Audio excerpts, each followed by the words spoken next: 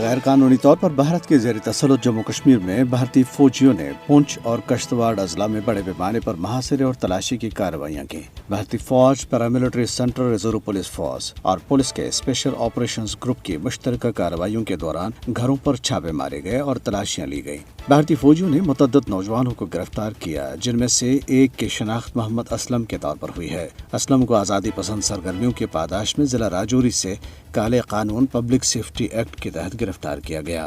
محاصرے اور تلاشی کی کارروائیاں اور گرفتاریاں کشمیری نوجوانوں کو جعلی مقدمات میں پھنسانے اور انہیں بغیر کسی مقدمے کے غیر معینہ مدت تک نظر بند رکھنے کے بھارتی حکومت کے وسیع تر ایجنڈے کا حصہ ہیں۔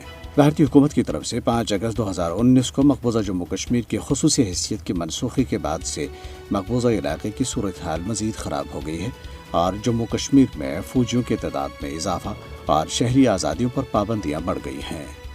دریں اثنا مقبوضہ جموں کشمیر میں لوگوں نے اپنے حقوق کے مطالبے اور قابض حکام کے خلاف غم و غصے کا اظہار کرنے کے لیے متعدد مقامات پر احتجاجی مظاہرے کیے۔ وقف ملازمین نے پینشن کے حصول کے لیے سری نگر میں احتجاج کیا، جبکہ خصوصی افراد نے قانون پر عمل درآمد نہ ہونے پر تنقید کرتے ہوئے مختلف اضلاع میں احتجاجی مظاہرے کیے۔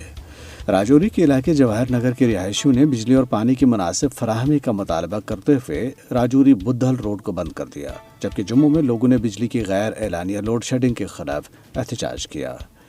کانگریس کے لیڈر رمن بھلا نے بی جے پی حکومت پر تنقید کرتے ہوئے کہا ہے کہ حکومت عوام کو ریلیف دینے میں ناکام رہی ہے اور ریلیف دینے میں جوانوں اور بے روزگار افراد کو دھوکہ دے رہی ہے۔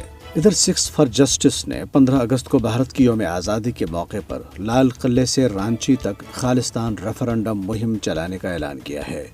سکھ رہنما گرپتونت سنگھ پنو نے ایک بیان میں ریفرنڈم کی عالمی مہم جاری رکھنے کا عزم ظاہر کرتے ہوئے کہا ہے کہ ہر سکھ گھرانے کو سکھوں کی سرزمین پنجاب کو بھارتی قبضے سے آزاد کرانے کے نعرے سے آراستہ کرنا چاہیے۔